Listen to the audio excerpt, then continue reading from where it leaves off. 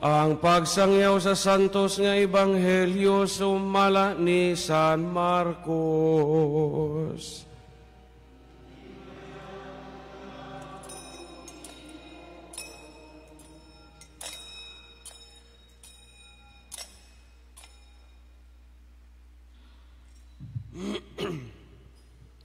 Si Santiago ug si Juan, mga anak ni Zebedeo, miduol kang Hesus ug miingon, magtutudlo, duna kami ipabuhat kanimo. Unsa maipabuhat ninyo kanako, nangutana si Hesus kanila. Mitubag sila, kung maglingkod ka na unya sa imong trono dito sa imong gingharian nga mahimayaon, palingkura kami uban nimo, ang usa sa imong tuo ug ang usa sa imong wala. Mingon si Jesus kanila, wala kamoy kalibutan sa inyong gipangayo. Makainom ba kamo sa kupa sa pag-antos nga akong imnan? Makapabunyag ba kamo sa paagi nga ako bunyagan? Mitubag sila, oo. Mingon si Jesus kanila, makainom gayud kamo sa kupa nga akong imnan, ug makapabunyag kamo sa paagi nga ako bunyagan. Apan wala ako'y katungod sa pagpili kung kinsa ang palingkuron sa akong tuo o sa akong wala. Ang Dios mo ang muhatag niining mga dapita ngadto sa gitagan-an niini. Sa pagkabati niini sa napulo katinunan, nangasuko sila kang Santiago o kang Juan. Tungod niini, gipaduol silang tanan ni Jesus o giingnan. Nasayod kamo nga ang mga punuan sa mga tao, naghari kanila. Apan dili kini mao ang paagi, ug ang mga pangulo nagmando kanila. Kung usa kaninyo buot madakong tao, kinahanglan nga mag-alagad siya sa tanan. Ug ang buot nga mahimong labaw sa tanan, kinahanglan nga siya magpaulipon sa tanan. Kay bisan gani ang anak sa tao, wala mo anhi aron alagaran, kundili sa pag-alagad o paghatag sa iyang kinabuhi, aron pagtubos sa daghang mga tao. Ang ebanghelyo sa Ginoo.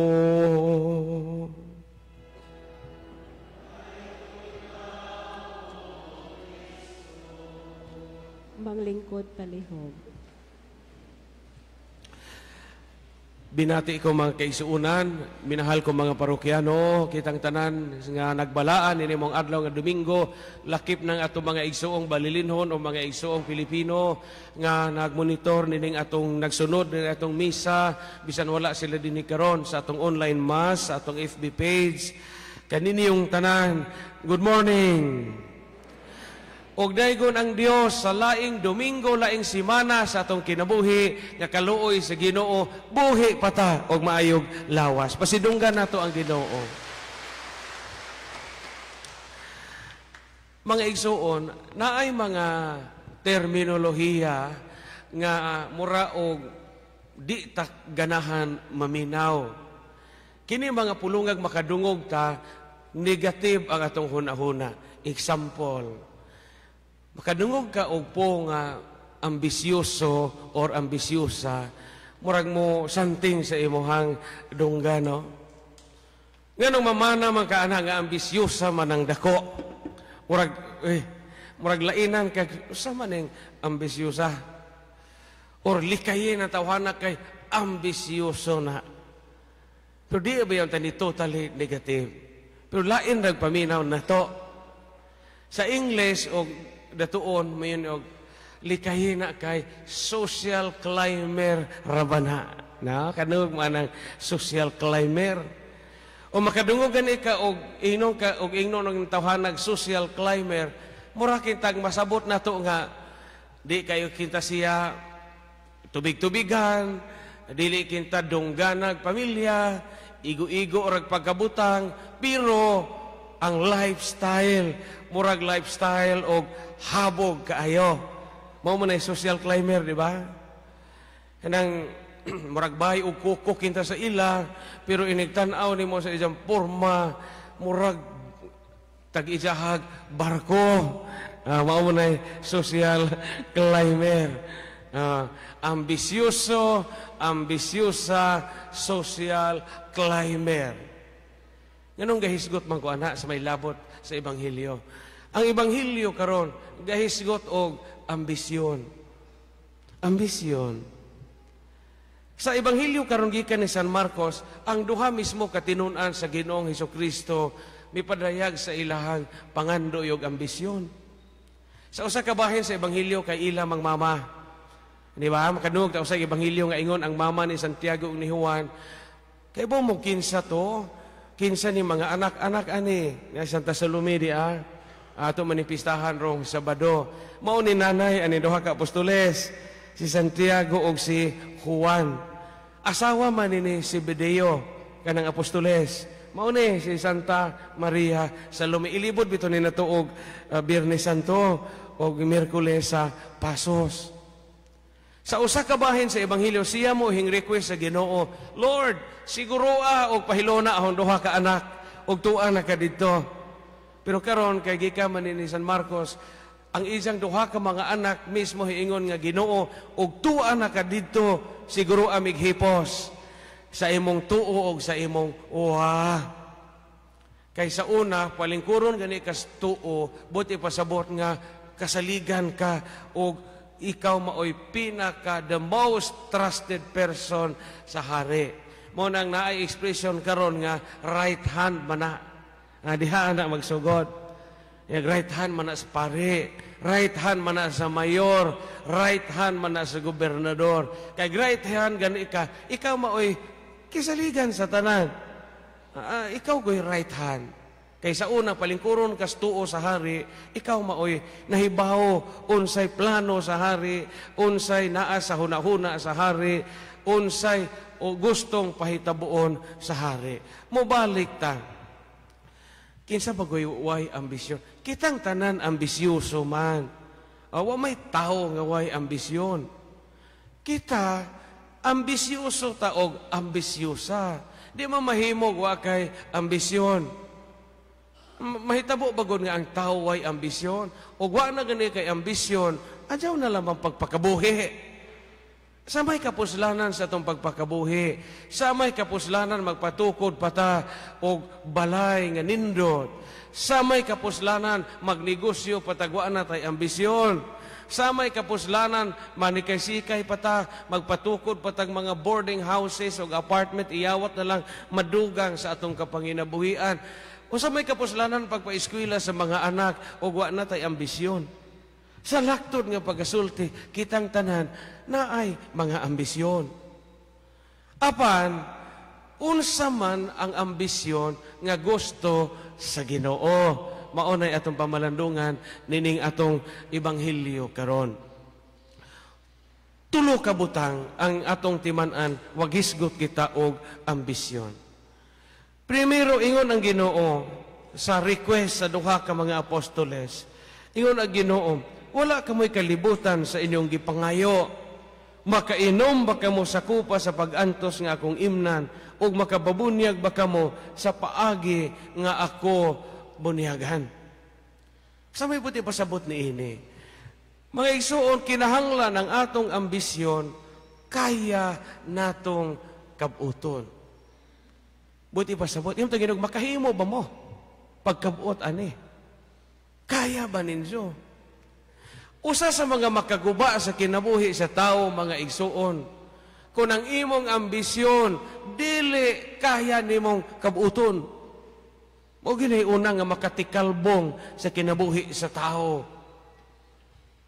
Daga mga tao nga maayo ang tagdagan ang ilang kinabuhi, gipugos nila pagpangandoy ang mga butang nga di pa kaya nilang kabuoton karong panahona o di makaya nilang kabuoton sa ila mismo nga kinabuhi. Mokinhanglan na po ni atong mga ambisyon, ipasibo sa atong kaugalingong katakos o unsa ang atong makaya. For example, og di po, apikihon po kagdagway, imong ilong murag bakuka nga wa kalupad, adyo lang po pang ambisyon og Miss Universe. Kay di dyo na mada. Hey, so pag ambisyon Miss Universe, atong pislat ka adyo atong ilong, di dyo na mada. Bisag inunsa pa ni mo pang ambisyon, ano po tanga? Mga ambisyon kag magdoktor, o niya mahadlok, kutang ka makakitag nana, or mo malisang ka makakitag dugo, di dyan na mahimo. Di dyan na mahimo. Mga ambisyon kay mapiloto kag eroplano, ano mo saka kag lubi, mahadlok na kabisag 5 pakahakhak. Unsaon man na pagkabot sa imong ambisyon. Daghang mga butang sa kinabuhi nga di kayang kabuton na pugson gani na sa imuhang kaugaliyong pag-abot, mao ni makaguba sa imuhang pagpanaw aning kalibutana. Moingon ang Ginoo sa duha ka apostoles, kaya ba ninyo nga moinom sa kupa nga akong imnan? Kaya ba ninyo nga magpabunyag sa paagi nga ako bunyagan? Ang gipasabot sa Ginoong Hesukristo ani kay, kaya ba mo nga magantos pareha sa akong pag-agian? Mga anak ninyo, ha? Giyahi, mga anak na to, giyahi nga sila, ang ilang ambisyon, mapahiluna sa paagi, nga di makaguba sa ilang kinabuhi. Ikaduha, ang atong mga ambisyon o maminaw ta sa Ebanghelyo karon, kinahanglan nga ipasibo sa unsay kabubuton sa Dios. Ingon ang atong Ginoong Hesukristo dinhi, nasayod kamo nga mga punuan sa mga tao naghari nila ug ang mga pangulo nagmando kanila. Kung usa kaninyo buot madakong tao, kinahanglan nga mag-alagad siya sa tanan. I would like to emphasize the word dakong tao. Kay mo angay ra ba ta ingnon ani? Ang pari dakong tao mapuna. Ang mga opisyalis sa gobyerno, dakong tao. Na word din niyo, kung usa kaninyo mahimong dakong tao. O maprofesional na usahay, madakong tao na ta. Pero unsa man ang kinaiya sa ambisyon aron di ta mahimong dakong tao, ang ato untang pangandoy, gamiton gyud nato aron makasilbi kita sa uban. Og dihang dapita musod ang atong pagpaubos. Kaya na may uban, mga ambisyon mo like, bantay lang ka, mag-abogado lang dyan ko, aron aho mong ipapriso tanan. Ang mawaag, tinuuray nga meaning sa imong ambisyon. Magpari dyan ko kay, umapari ko, aho na tanang kolekta. Nawa tanang kahulugan sa ambisyon. Mag-army ko kay, masundaw na gani ko, pangrakrakan tamong tanan. Mawaang tinuod nga tuyo sa ambisyon. Kinahanglan ng ambisyon makapaduol nato sa Ginoo ug dili makapadako natong tao. Kay peligro ning usahay magbantay ta kay umudak mahimot ang dakong tao ug di ta magbantay madako pod atong madakong tao ta usahay madako atong modako na pod atong modako pod atong garbo. Unya modako atong modako atong garbo, magamay atong kasing-kasing. Mura na nagtungaw atong kasing-kasing. Di na ta madoo, di na ta masangpit, di na ta kaila og kinsay silingan, di na ta makaila og kinsay angay tabangan. Mo ingon ang Ginoong Hesukristo, kung usa ka ninyo buot madakong tao, kinahanglang mag-alagad sa tanan. Magbantay ta niini. Kay ngano karong panahon na sa kalibutan, ora magnangabali na ng mga naunsa niya itong sense of values kanon kay nabali naman. Daghang ko mga ginikanan na hibawan nga sila mo inaulipon sa ilang mga anak hinoon. Labi na itong mga ginikanan nga gipakaon rabi tayo sa anak na suportado, suswain tayo mahimo, bisag gipang rioma, gipang arthritis na, bisag gadyukog na itong inahan, gihan-o kag unom kaapo. Una di nakakatingog kay ag imong kaon na nay. Ag imuhang gatas ako ra bay gahatag. Lami inog ako ba jay gabuhi nimo siyam kabuan hong pagbuntis nimo wa ka kahibaho di ka bayrag sapi na. Daghang mga ginikanan karon nga murag nahimong maid ug boy, professional helper sa mga anak. Ngano man, ang mga anak na magbuot, nay, adyaw kalakaw karon, bantayin yung bata. Matang, imbis kitiguang na yun, magsuroy-suroy na ta. Himbalik sa uno, nahimo nun tang ulipon. Di man puta kaliho kay, mapas mo maputa kay, agkaon na to. So, saon na lang, di na tapadadaan sa Palawan, aniyog sa employer, di na tapadadaan kwarta, unsaon naman. Ipagtay, adyaw kalakaw, ati mananing mga tanom. Sus, gadjukog na itong amahan ng ngita, itong od, atong milyon na, o itong pink princess in town, o itong mga silyo, mala kaskas in tawag od, kay saon masuko si Inday, inig-uli, nabali. Matang, bitaw, mauna ni kalibutan karon. Nung saon maintawag agatong konsumo, musupak po sa mga anak, di na unsa taulion, pas mo po ta. Mauna ni kalibutan karon. Unya, usahay atong mga anak karong panahon na maunay dagkong tao. Kabantay mo sa itong mga anak, ako naman po ko'y mapagubangkon, bisag ako'y anak, maaninaw na ito nga, sila na yung mga dagkong tao sa itong kaugalingon. Kabantay mo, sila na yung magbuot o sa ilang suwa. Nasudaan nila, sila yung magbuot. Kaya, pamakungan ng mga bataan. Sila na yung magbuot sa ilang sudan ron, hayay sa una, makabuot ba nito sa una? O sa katuig ko ito magbawon o labasan sa una nga ang agyo, ang kanap itong himbis na agyo, pait. Karon, mama, di ko anak, mama, mami, I don't want to eat inununan. Hila sa zero, rabadyo pag abot sa eskwela. Azo ng mga bataaw. Kaya bang usahay makalimutan ng mga dakong tao. Wag ni bisa una labad sa 100 magani makachar, ha? Hinambog na ni, bad na. Pero gusto ra ko makakuan ta sa realidad ba. Iya na atong mga bata ron, pero di man atong sa kay mao man ay dagan sa kalibutan. Mga ginikanan maning kamo chuta nga sila di mahimong dagkong tao nga di managko ang ilang kasing-kasing nila mo ipadaka. Mo'y magbuot o say bag ilang gusto bisag jamuta sa budget. Kakujog bito kong pangmangkong gidag ICM sos gibunlo tong bag nga mahalon. Wadyo kay mahimo sige ra kag pangutkot ning batay mahala man ni knit bag ra ganiahaw sa una sa elementary pa ko. Plus. Ab sa kapikita mo na muna tong budget at tong kwarta gapapalit pog motor. Okay ra man mapapalit og motor basta luag ka sa bulsa.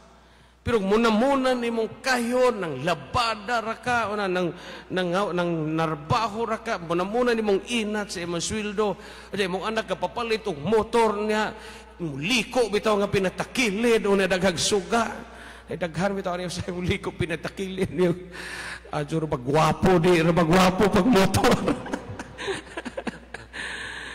Ang bitaw di man po nasahan ang palitag motor pero og maunay gisiguro una sa pamilya muna-munang lisura aron gipalit lang motor muna sa pamilya buslot na imong atob kay kapalit og sin nagisiguro rag palit kay ang anak di mo eskwela di palitag motor unya di pod gusto way motor kay toy uyab pong ihat nga moy gusto mo bakride asa man ang dapita ani daghan mga anak nga di nakasakay ng ginikanan di nakasakay padong simba kay ang uyab nga ihat mo igabakraid o sa ginikanan mo igadata adyo ra puhagon o bato.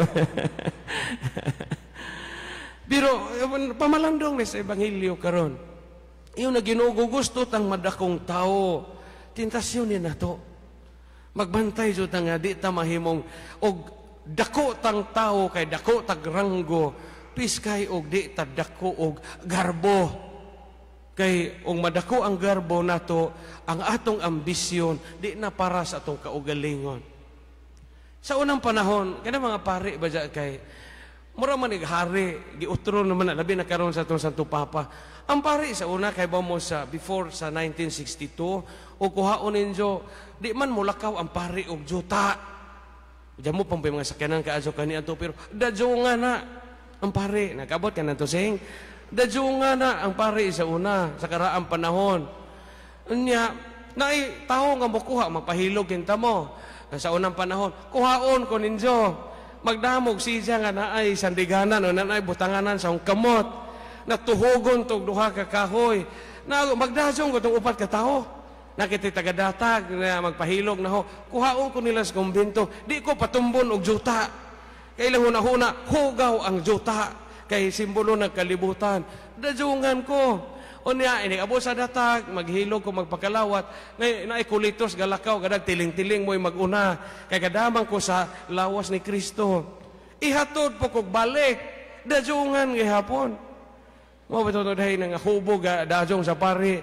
Sos na dakin as makay hubog nahilunod ang pare sa basak nga daghang limatok nga wa na mo sakay ang pare. Oremon may nga nang sidya sa nabitaw na sa museum sa Baclayon ug sa Lubok kanang sidya nga dajongan sa pare. Na unlod go isang alimpo atong basakan nga lapok awa na mo sakay ang pare. Maningkamot nga kung dako magaling tang tao sa katilingban di kita dakog oo. Kaingon Maginoo karon kung kinsa ninyo gustong madakong tao kinahanglan nga mag-alagad ug mahimo siyang ulipon sa tanan. Hindi masama ang mangarap matupas Tagalog. Hindi masama ang mangarap. Unsa may makadaot kung ang atong ambisyon wa na ipahiluna nato sigon sa kabubuton sa Dios ug ikaduha kung ang atong ambisyon dili na makakaya natong kabuoton. Ngano ang pinakadakong ambisyon nato ang ambisyon nga malangit. Adyaw nagkalimti. Sa kadaghan sa mga ambisyon nga atong gitinguha aning kinabuhia, madato, maka-abroad, makasakay eroplano, makatur sa nakalilaing bahin sa kalibutan, daghan tag ambisyon. Pero ayaw kalimti ang pinakadakong ambisyon nga unta malangit. Manghandoy tang malangit. Kay mo na'y pinakadako o pinakanindot nga ambisyon sa atong kinabuhi. Daigo ng Dios o happy Sunday everyone.